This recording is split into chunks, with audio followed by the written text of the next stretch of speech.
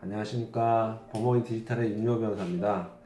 오늘은 소송을 하기에 앞서 먼저 고민해야 될 사항에 대해서 간단히 말씀을 드리겠습니다.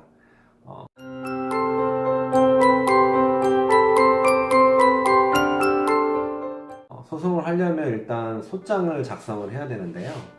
소장을 작성할 때는 여러 가지 항목이 있습니다.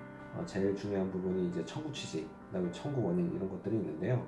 간단하게 말씀을 드리면 소장 처음에는 당사자란에 원고와 피고, 원고의 이름, 원고란에는 원고의 이름, 그 다음에 대리인이 있으면 변호사 이름, 그 다음에 변호사 사무실의 주소, 전화번호 이런 거 적고요. 그 다음에 당사자 본인의 주소도 적게끔 되어 있습니다. 그리고 소송 상대방인 피고란에도 이름하고 주소는 꼭 특정을 해서 적으셔야 됩니다. 그리고 당사자 밑에 사건의 내용, 소유권 이전 등기 소송이면 소유권 이전 등기, 대여금이면 대여금 이런 항목을 적고요. 그 밑에는 청구 취지란이라고 소송을 하는 사람, 이제 원고죠. 원고가 피고, 소송 상대방에게 어떤 것을 구하는지, 대여금이면 돈을 얼마나 달라는 내용, 그 다음에 소유권 이전 등기면 어떤 부동산에 소유권 이전을 해달라는 내용이 들어갑니다.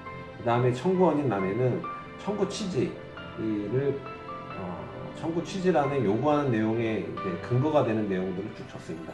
예를 들어서 대여금이라고 하면 몇 월 며칠에 어떤 사람에게 돈 얼마를 빌려줬다.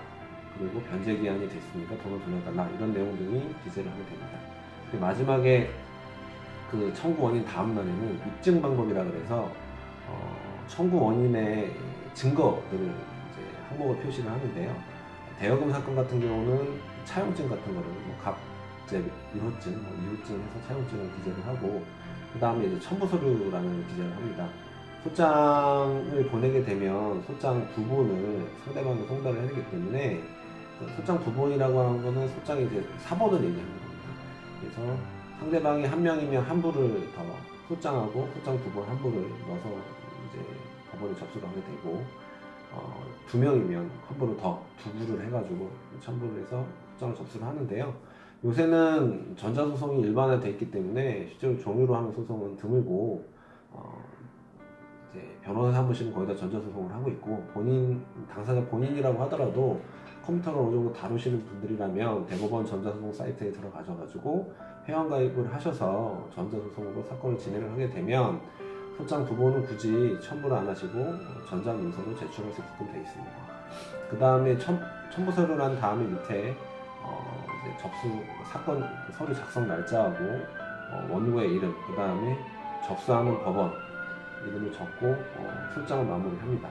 소장을 작성하게 되면 그 다음에 이제 문제가 되는 게 이제 인지대하고 송달료를 납부를 하셔야 되는데, 인지대를 얼마나 내야 되는지 알려면 소가, 소송 목적물의 값을 알아야 됩니다. 그래서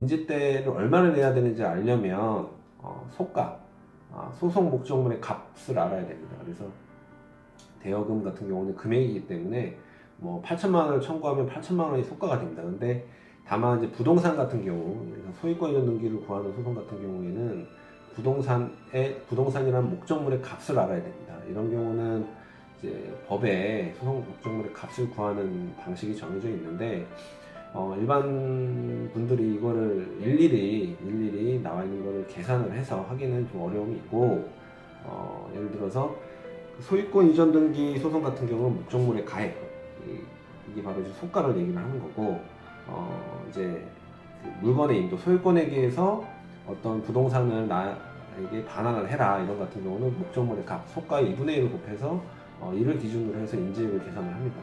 그래서 일단 소가를 계산을 하는 게 가장 큰 고민인데, 요거는 간단한 방법이 있습니다.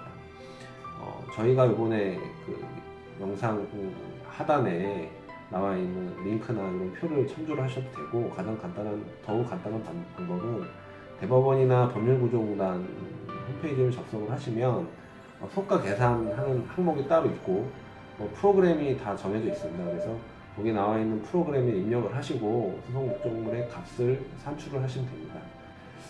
이상과 같이 오늘은 소가 산정까지 소장의 간단한 내용과 소가 산정까지 이제 안내를 해드렸는데 다음 시간에는 더 구체적인 내용으로 찾아뵙도록 하겠습니다. 이상 들어줘서 감사합니다.